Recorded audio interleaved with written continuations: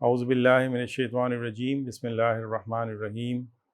واذکروا اذ انتم قلیل مستضعفون فی الارض تخافون ان یتخطفکم الناس فآواکم وأیدکم بنصرہ ورزقکم من الطیبات لعلکم تشکرون۔ صدق اللہ العظیم۔ پاکستان اللہ تعالیٰ کا بہت بڑا انعام ہے جو 14 اگست 1947 کو بر صغیر پاک و ہند کے مسلمانوں کو اللہ تعالیٰ کی طرف سے عطا کیا گیا۔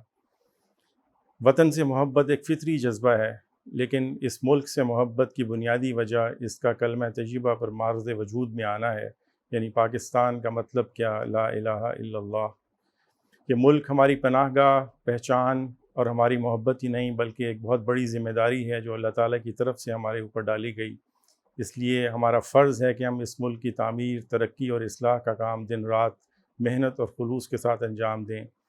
اس سال 14 اگست ایسے حالات میں آ رہا ہے کہ یہ ملک سخت معاشی، سیاسی اور اخلاقی عدم استحکام کا شکار ہے۔ ان حالات میں بددل ہونے کی بجائے ہماری ذمہ داری اور زیادہ بڑھ جاتی ہے کہ ہم انفرادی اور اجتماعی دونوں حیثیتوں میں اس ملک کی ترقی اور اصلاح کا کام انتہائی محنت اور خلوص کے ساتھ انجام دیں۔